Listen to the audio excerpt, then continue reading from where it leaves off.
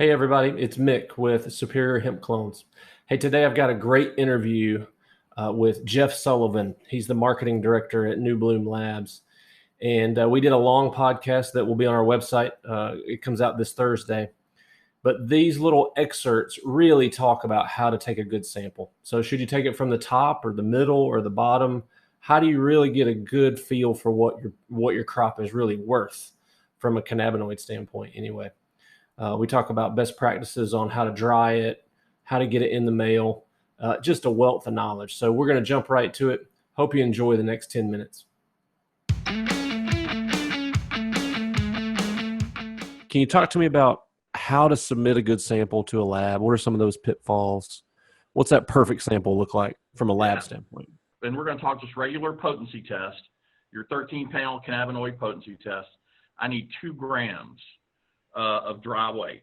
So here's a really good example, and I measured this out just a little while ago, of what 2 grams. I'm going to tilt my screen just a little forward so you guys can take a look. Can you see that? Okay, yeah. That's 2 grams of dried biomass.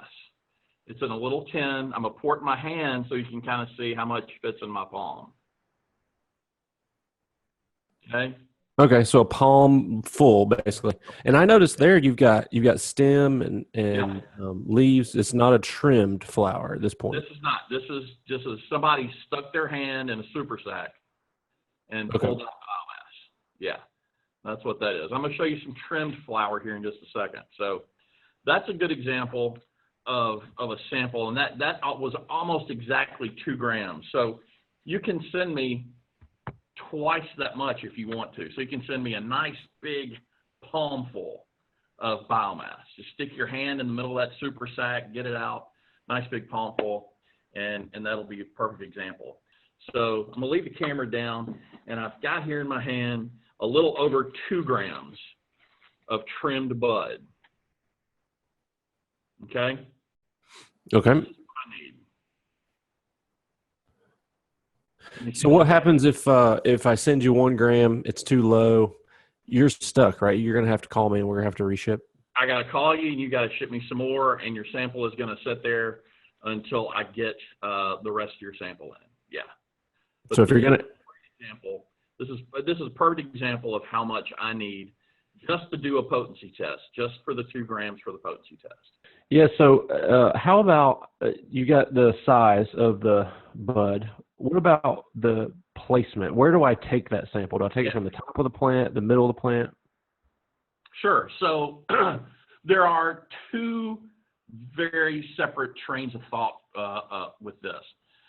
One is, am I testing to see if I'm legally compliant? The other one is, am I testing to see what the monetary value of my crop is, right? So your first test and first thought should always be, am I legally compliant? Because you don't want to have to destroy that crop. So with that, what you want to do is cut me about 4 inches off of a top center cola and ship that to me. So that's going to be the most potent part of your plant. You want me to test the most potent part of the plant before your state comes out and tests it. That way you know where you are, and you're not going to be surprised by their test results. So that's going to be your first move right there, is what's my potency to make sure I'm legal. So that's the one. The other one is, now that I'm legal, kind of what's my real potency of this entire plant? If I want to have a price for my biomass. So you can cut me 2 inches from a top center cola, 2 inches from a bud that's in the middle, and 2 inches from a bud that's towards the bottom of the plant. Put them all together in the same bag. I'll homogenize them. I'll mix them up real good when they get in here, and we'll run a test on that. And that's going to give you a COA with results that'll tell you, oh, well, when I tested my top center cola for legal compliance, it was 14% CBD. Now that I've tested my 3 different colas from 3 different parts of the plant, and you can put some leaves in there too, which is a good idea for your other test. It tested at 12.5%. So I'm not going to be fooled when I go to market with my material and tell people I have 14% CBD to sell when it's really 12%. And you mentioned the leaves. You would defoliate for the aggregate test to see what your value is. Would you defoliate on your compliancy test? How does that affect your ratios with with leaves without?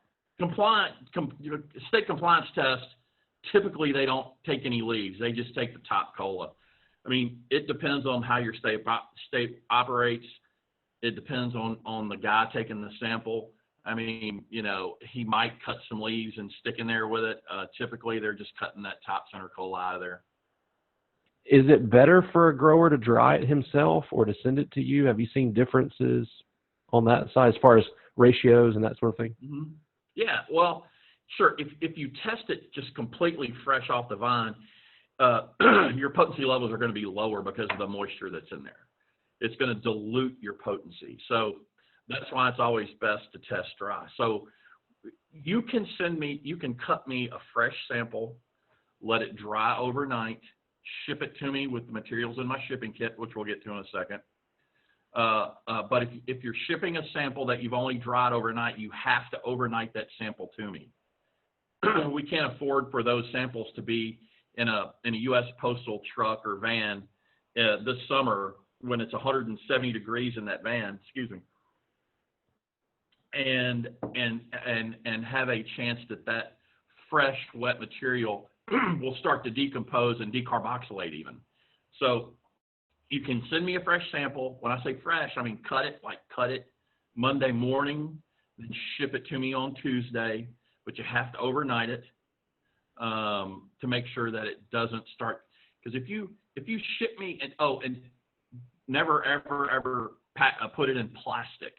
Plastic will, especially with fresh materials, plastic will create this greenhouse effect, and by the time it gets to me, it's like mushy pudding, and it's not testable.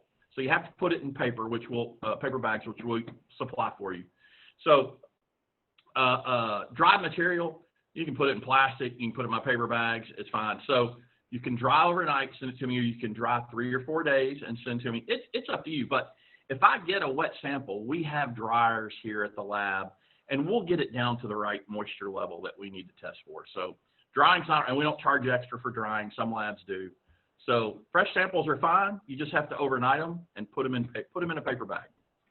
Yeah, and we had an issue early on where we had dried some flour, and the smell was so strong that it got lost in the postal service. I don't know. Somebody had an interesting weekend with our CBD flour. And so drying, it did give us the opportunity to put them into some vacuum seal bags that would hold in that smell. But then we did some fresh stuff in vacuum seal, and that almost was catastrophic on your end early on. Sure, yeah. Don't ever vacuum seal fresh material because there's still enough air in there for the greenhouse effect to start working.